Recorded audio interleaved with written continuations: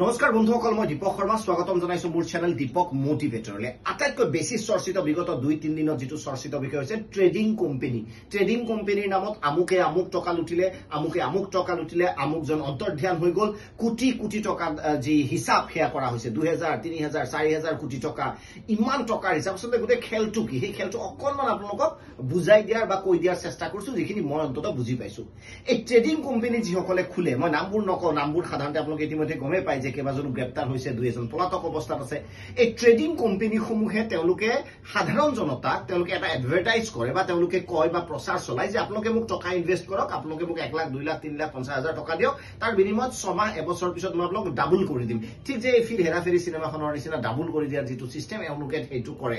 অৰ্থাৎ প্ৰাৰম্ভিক অৱস্থাত এওঁলোকে যিসকলে এই ট্ৰেডিং কোম্পানীসমূহ চলায় তেওঁলোকে আপোনালোকৰ পৰা টকাটো লয়। টকাটো লৈ তেওঁলোকে শ্বেয়াৰ মাৰ্কেট বা বিভিন্ন ধৰণৰ এনেকুৱা প্ৰতিষ্ঠানত তেওঁলোকে ইনভেষ্ট কৰে। তাৰ পৰা এটা ৰিটাৰ্ণ পায়, তাৰ পৰা ৰিটাৰ্ণ পায় আপোনালোকক তেওঁলোকে দিয়ে। অৰ্থাৎ তেওঁলোকে এক প্ৰকাৰ এক্সপাৰ্টাইজ থাকে যে টকাটো ক'ত ইনভেষ্ট কৰিলে কিমান টকা আহিব। কিন্তু তেওঁলোকে ভুলটো ক'ত কৰে, এই যে তেওঁলোকে জেলত যাবলগীয়া হৈছে, কিয় জেলত যাবলগীয়া হৈছে, প্ৰব্লেমটো তেওঁলোকৰ ক'ত হয়? তেওঁলোকৰ প্ৰব্লেমটো হ'ল যেতিয়া আপুনি বেংকত জমা থয় বা অন্য বিত্তীয় প্ৰতিষ্ঠানত জমা থয়, তেতিয়া এটা নিৰ্দিষ্ট ইণ্টাৰেষ্টৰ হাৰ আপোনালোকক দিয়া হয়, যিটো সাধাৰণতে ডাবল হ'ব নোৱাৰে কেতিয়াও 6 মাহ বা এবছৰত।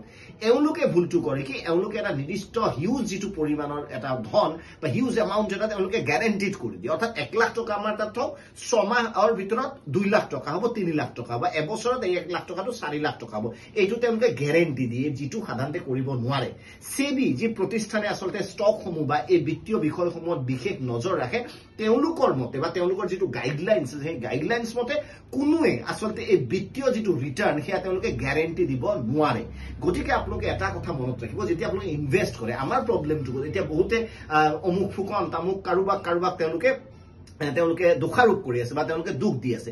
মই ভাবো আটাইতকৈ বেছি দুখ যিসকল ইনভেষ্টৰ তেওঁলোকৰ। হয়তো আপোনালোকে কথাটো শুনি বেয়া পাব, কিন্তু মূল কথাটো হ'ল আপোনালোকে যেতিয়া ৰিটাৰ্ণ এটা পায়, যেতিয়া আপুনি প্ৰলোভিত হয়, প্ৰতিশ্ৰুতি এটা পায়, তেতিয়া অকণমান চেক কৰি চাব। কাৰণ কষ্টোপাৰ্জিত ধন, এটকাৰ বাবে মানুহে হাহাকাৰ কৰে। লাখ লাখ টকা আপোনালোকে যেতিয়া ক'ৰবাত ইনভেষ্ট কৰে, এটা কথা মনত ৰাখিব, এটা কথা আপোনালোকে অকণমান চালি জাৰি চাব যে সেবিৰ দ্বাৰা এই বিষয়সমূহ কেনেদৰে লোৱা হয়, বিষয়সমূহ বা যিজনে কৰিছে তেওঁৰ আগৰ যিটো ক্ৰেডেঞ্চিয়েলছ, সেই ক্ৰেডেঞ্চিয়েলছ কেনেকুৱা আছে, সেই বিষয়সমূহ আপোনালোকে চালি জাৰি চাব। আৰু আপোনালোকে এটা কমন সেন্স যিটো আপোনালোকে ব্যৱহাৰ কৰিব যে 3 মাহত বা 6 মাহত টকা ডাবল কৰি দিয়ে যদি এওঁলোকে কৰিব পাৰে, তেনেহ'লে ইমান বেংকসমূহে কি কৰি আছে, তেওঁলোকৰ কি ফাইনেন্সিয়েল চিষ্টেম তেওঁলোকে নাজানে নেকি? গতিকে এই প্ৰতিষ্ঠানসমূহ এটা সময়ত উৰি যোৱাটো নিশ্চিত।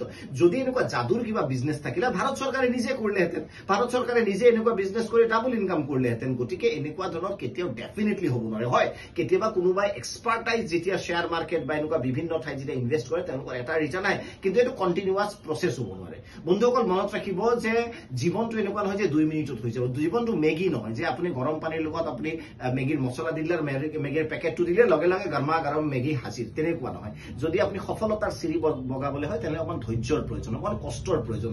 ঘৰত বহিব কাৰোবাক টকা দি লগে লগে ডাবল বা 3 গুণ ৰিটাৰ্ণ আহিব, এই যিটো ধাৰণা, এই ধাৰণাটো ভুল। কেৱল টকা ইনভেষ্টৰৰ ক্ষেত্ৰত নহয় বন্ধুসকল, কষ্ট কৰক, এটা ভিজন ৰাখক, সঠিক পথৰে আগবাঢ়ক, সময় লাগিব, কিন্তু আপোনাৰ সফলতা নিশ্চিত। সকলে বহু পৰিমাণে দায়ী। এনেকুৱা ভিডিঅ'সমূহ পৰৱৰ্তী যদি সময়ত আপোনালোকক দি থাকিব লাগে এইটো চেনেলত, অৰ্থাৎ আপডেট আমাৰ চাৰিওফালে কি ঘটি আছে মটিভেশ্যনৰ বাহিৰেও, তেনেহ'লে আপোনালোকে চেনেলটো ছাবস্ক্ৰাইব কৰি দিব আৰু কমেণ্ট এটা নিশ্চয় কৰিব যে আপুনি এনেকুৱা ভিডিঅ' দিব লাগে নে নালাগে। মই দীপক শৰ্মাই বিদায় লৈছো, ধন্যবাদ।